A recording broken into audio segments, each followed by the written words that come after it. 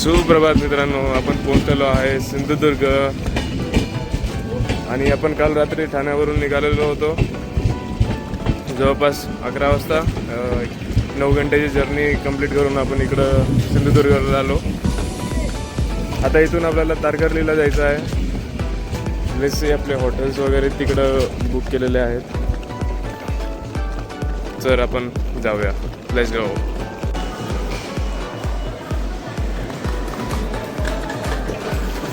सगळ्यांचं वेलकम आहे सिंधुदुर्ग रेल्वे स्टेशनवर. असं छानसं स्टेशन यांनी इथं बनवलेलं आहे. आपण टॅक्सी बुक केली आहे. इथून आपल्याला 1-1.5 घंट्याची जर्नी कंप्लीट करायची आहे तारकर्लीसाठी.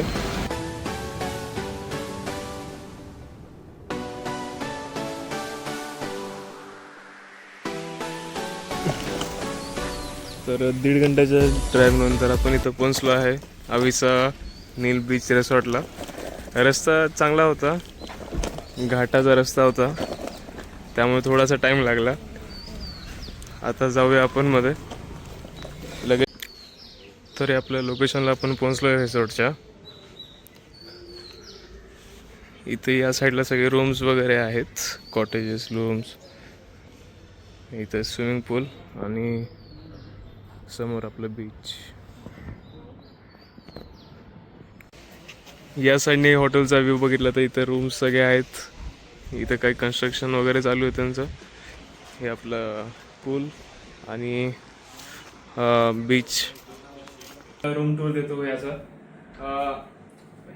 छोटी रूम आहे, सिंपल, छान. आणि सगळ्यात मेन इथला व्ह्यू. आपण व्ह्यू पाहूया. कॅमेरामॅन.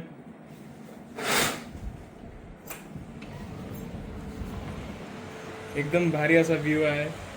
समोरच बीच आणि यस, मस्त आहे. छान वाटत आहे इथून, फ्रेश वाटत आहे इथे येऊन. Okay, thank you cameraman. ये हमारा कॅमेरामॅन. हो हो.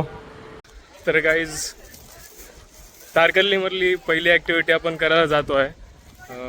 आता आपण स्कुबा डायव्हिंगसाठी निघत आहे. हाय पूफ.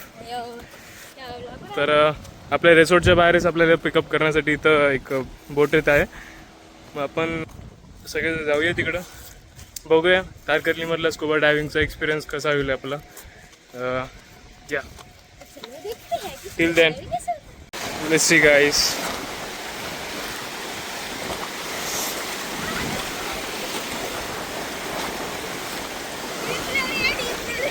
हां हां, आता इथून आपल्याला चढून जायचं मध्ये. आ जाओ. अबे मेरी चप्पल.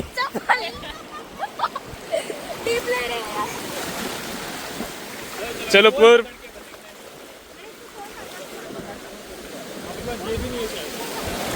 Oh my God.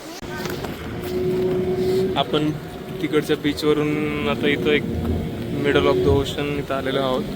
आणि इथं आपल्याला स्कुबासाठी वेगळे बोट्स आहेत, त्यामध्ये आपल्याला ट्रान्सफर ते करतील. आणि याच ठिकाणी आपल्याला स्कुबा ड्रायव्हिंग मग आता करायचे आहे.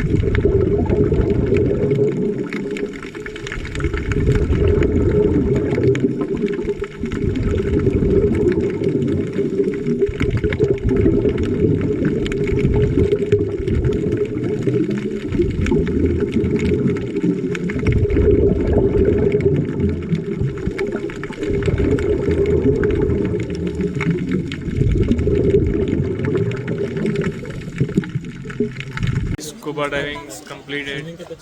आता आपण वापस जाऊया आपल्या हॉटेलवर. आपण चेंज केली आहे. आता या बोटवर आपण स्कूबा डायव्हिंग केली होती. आता वापस आपण या बोटमध्ये बसलो आहे.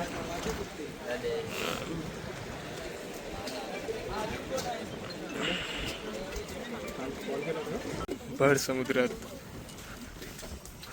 आमची बोट बंद पडली आहे पेट्रोल संपल्यामुळे. असा कंटेंट तुम्हाला कुठल्याच चॅनलवर भेटणार नाही.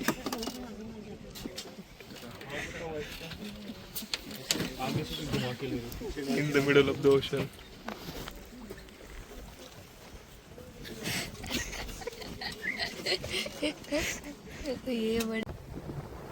आपली स्कूबा डायव्हिंग आता झालेली आहे. बोटने आपल्याला इथं सोडलेलं आहे आपल्या रिसॉर्टच्या जवळ. ठीक आहे, आता इथं आपण चिल करूया. बीच एकदम छान आहे, म्हणजे काही गोंधळ नाही आहे, काही गर्दी नाही आहे, एकदम रिलॅक्सिंग.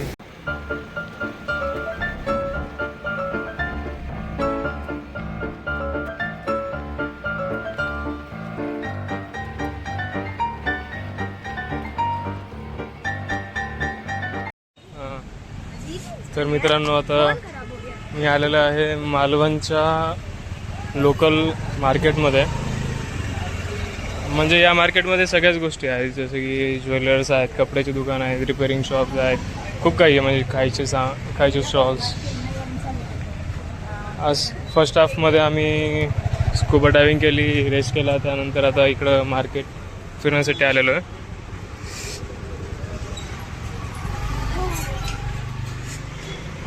मार्केट फिरून झाल्यानंतर भूक तर लागली होती. त्यानंतर आम्ही आजूबाजूला चौकशी केली आणि आम्हाला कळलं की अतिथी बांबू हे इथलं फेमस मालवणी जेवण देण्यासाठी फेमस आहे. तर आम्ही तिथे गेलो. 7:30ला आम्ही 7 वाजता गेलो आणि हॉटेलचं सुरू व्हायचा टाईम होता 8 वाजता. 1 घंटा आम्ही वेट केला तिथं आणि त्यानंतर वेगवेगळे मालवणी डिशेस आम्ही तिथे ट्राय केले. गर्दी तर खूप झाली होती त्यानंतर तिथे. तर आज फर्स्ट डे होता. दुपारी आपण जसं बघितलो स्कूबा डायव्हिंग केली. स्कूबा डायव्हिंग केल्यानंतर थोडं बीचवर फिरलो आणि नंतर आपण मालवणला आलो. तर प्रॉपर मालवणचं जेवण आपण करायला गेलो होतो मालवणमध्ये आणि तिथं बराच वेळ गेला. 3-4 घंटे तिकडंच गेले मालवणमध्ये. त्यानंतर आता आपण इकडं आलोच. आता रात्रीचे 11-11:30 वाजलेत. एकदम सायलेंट. आता खूप सगळे लोक होते. इथे पूर्ण भरलेलं होतं. आता पूर्ण खाली झालं कारण सगळे लाईट्स बंद झाली आहे. आता 11 पण वाजलेत. 11 पण. आता नेक्स्ट डेची तयारी सगळ्यांची सुरू झाली असेल. ठीक आहे, मग उद्यासाठी पण आपले काही ॲक्टिव्हिटीज प्लॅन केलेले आहेत आपण. तर सी यू टुमॉरो.